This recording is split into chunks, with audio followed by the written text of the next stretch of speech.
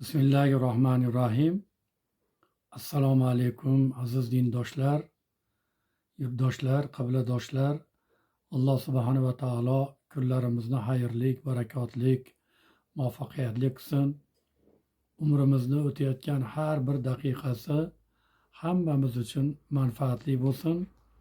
Alloh bergan umrni behudaga isrof qilib o'tkazishlikdan o'zi panoh bersin. Ibn Mas'ud raziyallohu taolo anhu aytadilarki, payg'ambar alayhissalom aytdilarki, ey Alloh, men sendan hidoyatni, taqvoni, poklikni va behojatlikni so'rayman der edilar. Doim duolari shu edi. Agar buni sharhiga qaraydigan bo'lsak, inson taqvoni o'zim hosil qilaman, o'zim harakat qilaman, taqvoni o'zim topaman deb katta ketmaslik kerakki, Alloh bermasa taqvoga yetisholmaydi. Kitob sohibi aytadilarki, bu hadis orqali taqvoni avvalo banda Allohdan so'rashligi kerak. So'ngra o'zimiz uni harakat qilib Alloh taologa tayanib faqat o'zidangina yordam so'rab turishligimiz shart bo'ladi.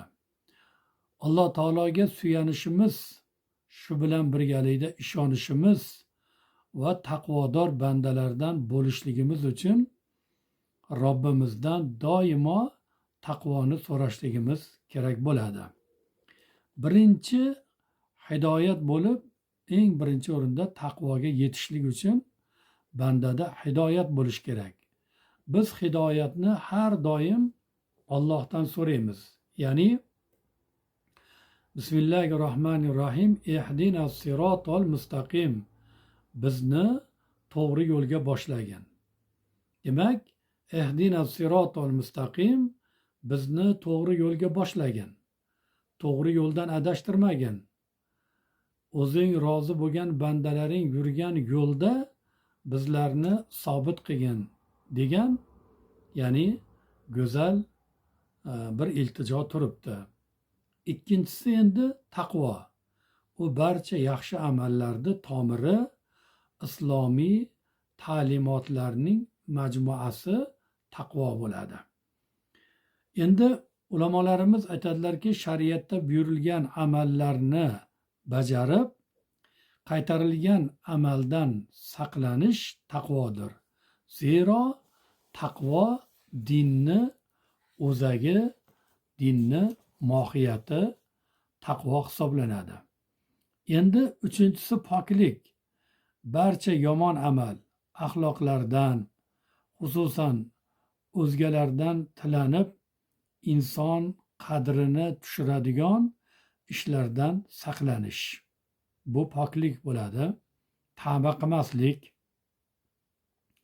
Ya'ni birovni umriga zomin bo'lmaslik. Ya'ni yuk bo'lmaslik. Bular hammasi poklik hisoblanadi. To'rtinchisi behojatlik. Ya'ni inson kuni o'tadigan darajada qo'lida puli bo'lsa, moli bo'lsa, shunga qanoat qilib, birovdan so'ramasdan hayot kechiradigan bo'lsa, demak behojatlikni qo'lga kiritgan bo'ladi. Bir rivoyatda keladiki, boylikni yaxshirog'i qalbning behojatligidir deb payg'ambar alayhissalomning muborak hadislarini manbalaridan ulamolar shunday go'zal so'zlarni topib aytganlar. Boshqa bir hadisda payg'ambar alayhissalom aytadilarki, Allohim, o'z fazling bilan meni o'zingdan o'zgadan behojat qilmagin deb doim so'raganlar. Shuning uchun azizlar, behojatlik, ya'ni juda odamlarning yuziga, yo'liga yuk bo'lmaslik kerak. Shuning uchun Alloh taolo ushbu muborak hadislarga amal qilishlikni Alloh barchamizga nasib qilsin. Assalomu alaykum va rahmatullohi va barakatuh.